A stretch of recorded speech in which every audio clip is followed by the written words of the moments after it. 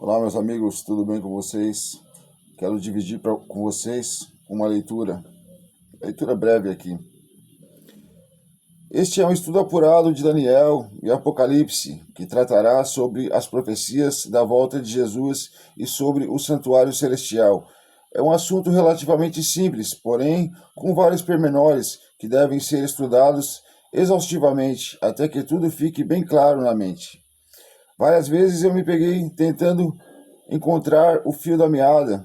Antes de continuar, quero deixar claro que este é um estudo amador. Podem haver erros no estudo como um todo e certamente haverão erros gramaticais. Várias vezes me peguei tentando achar uma maneira de começar e para mim funcionou começar do fim, ou da tríplice mensagem angélica. Você vai entender por que eu digo começar do fim. Esta mensagem está em Apocalipse 14, especificamente no verso 7. Lemos o seguinte: Temei a Deus e dá-lhe glória, pois é chegada a hora do seu juízo. Esta frase, é chegada a hora do seu juízo, se refere, como vamos ver, ao momento que Jesus deixa o lugar santo do santuário celestial e adentra ao Santo dos Santos. Guilherme Miller, um fazendeiro que viveu em meados do século XVIII, através de apurado estudo das profecias de Daniel e Apocalipse, chega à conclusão de ter descoberto o ano e o dia da volta de Jesus. Vamos ver agora os textos e os cálculos referentes a isto. Mas antes, deixe eu esclarecer que estes estudos de Guilherme Miller, os cálculos das profecias, está tudo correto. Ele partiu de Daniel 8,14, que diz: Até 2.300 tardes e manhãs e o santuário será purificado. E Daniel 9,24.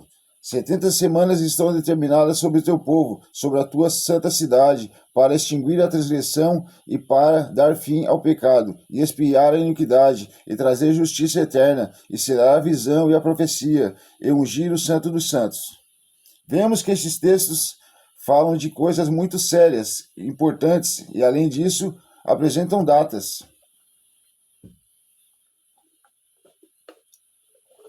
O erro de Guilherme Miller foi achar que o santuário a ser purificado tratava-se da terra, e que isso, claro, aconteceria com a volta de Cristo, na ocasião do cumprimento destas profecias. Quero também falar agora no começo que o fato de Cristo ter deixado o santo e entrado no Santo dos Santos é o mesmo que acontecia no santuário terrestre. É cheio de detalhes, mas um fato importante para dar agora é que quando o sumo sacerdote, coisa que Cristo também é, no céu, deixa o santo e adentra no Santo dos Santos, quantas repetições, mas julgo ser preciso. Ele fazia isso depois de fazer a expiação. De fato, este evento acontecia uma vez por ano e era chamado por este nome mesmo, o dia da expiação. Ok, depois de esclarecido que começaremos e já começamos do fim, pois Miller descobriu um evento muito importante, o qual julgou ser a volta de Cristo, mas na verdade era o momento que Jesus, nosso sumo sacerdote, deixa o lugar santo e adentra no Santo dos Santos. O povo, neste momento, ficava fora em intensa oração, pois o sumo sacerdote estava lá dentro, orando e purificando o santuário e orando pelo perdão do povo. Quando ele saísse, então o povo festejava, aliviado, pois enquanto o sumo sacerdote não saísse, o povo permanecia afligindo a alma, intensa oração e em jejum, e quem não fizesse isso, a sentença era a morte. Então devemos, desde que esta profecia foi descoberta, de que em 1844 Cristo, ministrando no Santo dos Santos, oferecendo não um cordeiro como sumo sacerdote fazia, mas a si mesmo humilhar a nossa alma com intensa oração para que estas sejam atendidas e aceitas por Deus. Não só a partir desta data, claro, mas em todas as eras da nossa história, porém agora se sabe ao certo que o momento, o fim de todas as coisas, a volta de Jesus é iminente.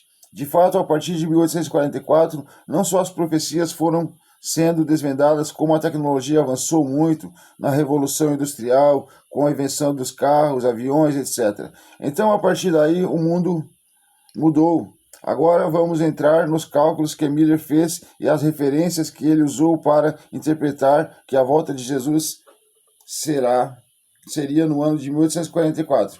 Equivocando-se, porém, neste ponto, pois já vimos que acontece nesta data é que Jesus começa a purificação do céu, entrando no Santo dos Santos e oferecendo o seu próprio sangue como propiciação pelos nossos pecados.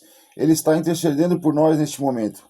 O ponto de partida de Miller foi: até 2.300 tardes e manhãs e o santuário será purificado. Cada dia equivale a um ano, então são 2.300 anos a purificação do santuário, tarde e manhã, como em Gênesis deixa bem claro o ciclo de 24 horas. Números 14:34 esclarece: cada dia representa um ano, levareis as vossas iniquidades. E também Ezequiel 4:6, cada dia te dei por um ano. Na verdade, o ponto de partida para a contagem destes 2.300 dias proféticos, que são 2.300 anos, está logo após ter sido dada esta declaração. Daniel 9:25. Sabe, pois entende, desde a saída da ordem para restaurar e para edificar Jerusalém até o Messias, o príncipe, haverá 7 semanas e 72 semanas. As ruas e os vales reedificarão, mas em tempos angustiosos. Deixe-me contextualizar tudo. Daniel é levado cativo junto com outros 2 jovens para a Babilônia, quando esta destrói completamente o templo e Jerusalém, que pertenciam ao reino de Judá. O reino de Israel já estava há uns 100 anos cativos. Então a descendência de Abraão, como um país independente, livre para adorar a Deus, oferecer sacrifício, tinha acabado. Deus fez que fossem destruídos pela sua muito grande transgressão. A descendência de Abraão como um todo não, mas a linhagem de Judá foi preservada, porque quando Judá foi levado cativo, foi como um todo, foi preservada a linhagem, por isso foi em cativeiro todos os nobres de Judá e a linhagem permaneceu sendo registrada. Daniel se destaca por interpretar os sonhos de Nabucodonosor. Nós voltaremos a falar disto, da estátua que Nabucodonosor viu, a qual era gigante e foi atingida por uma pedra muito grande nos seus pés, e esta pedra cresceu e dominou a terra inteira.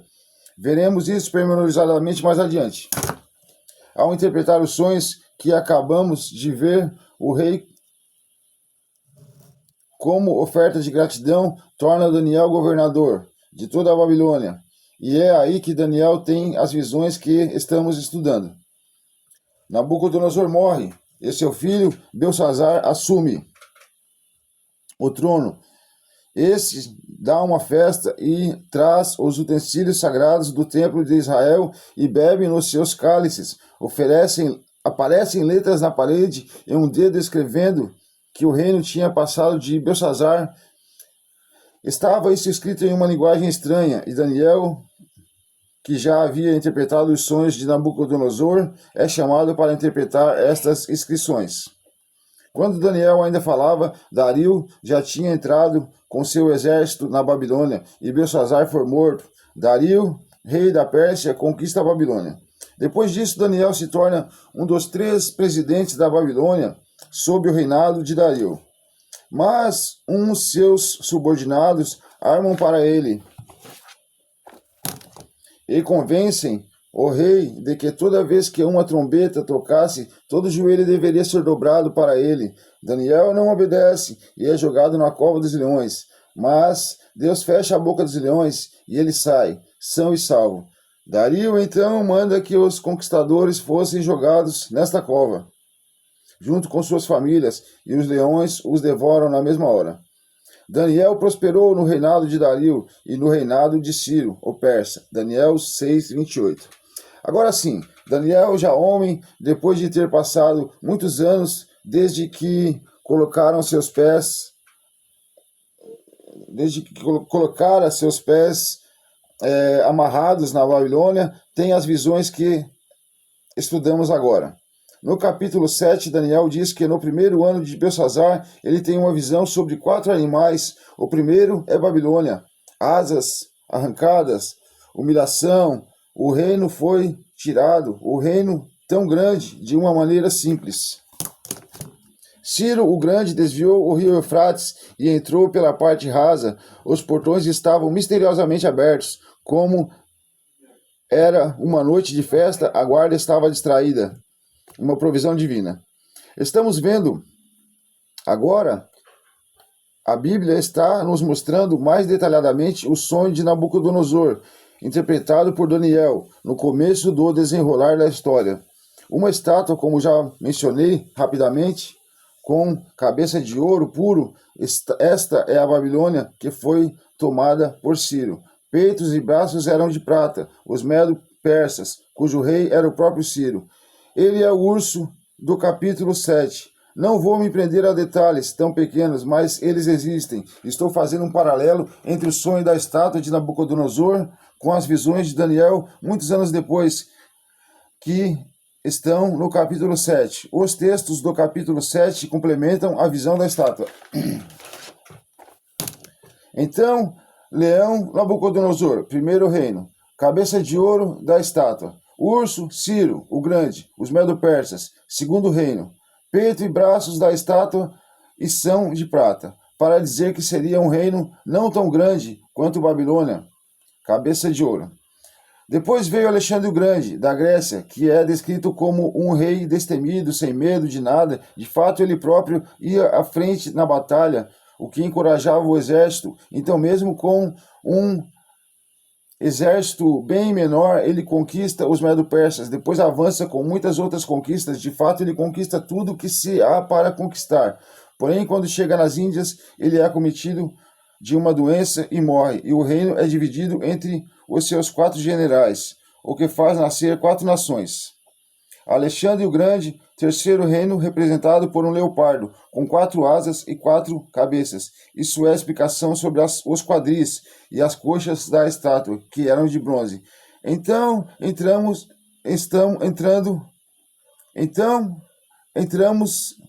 estamos vendo profeticamente e simbolicamente Deus falando de 4 reinos. Ainda falaremos do último. Esses reinos vão perdendo a força, como os metais da estátua deixam claro, e historicamente se pode comprovar. É importante falar sobre todos esses detalhes para vermos como tudo se cumpre direitinho. Mas agora entraremos na 4ª e última parte da estátua. Este sonho, esta profecia é muito importante mesmo, porque o que vem a seguir é um reino representado por um animal como os anteriores. Esse é o último reino do mundo, e ele perdura até os nossos dias.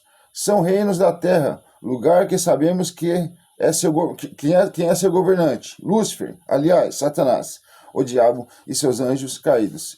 Deus, claro, cuida do seu povo, mas tudo que temos a fazer é não participar do mundo. O mundo jaz do maligno.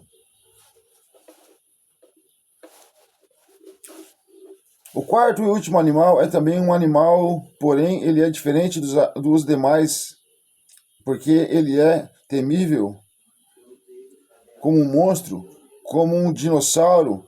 Enfim, Daniel não sabe como descrevê-lo. Vou reiterar novamente que os animais da visão de Daniel são uma explicação mais detalhada do sonho de Nabucodonosor da estátua. Esta estátua representa 4 reinos, como Daniel deixa claro para ele. Ele é o primeiro, Babilônia, cabeça de ouro. Os outros se originariam deste. O segundo, Medo-Persa, invadem Babilônia, peito e braço de prata. O terceiro, Alexandre o Grande, que conquista os Medo-Persas. quadris e braços de bronze. Por último, Roma, pernas de ferro e os pés misturados com ferro e barro. Vemos que os metais vão perdendo valor. A história da humanidade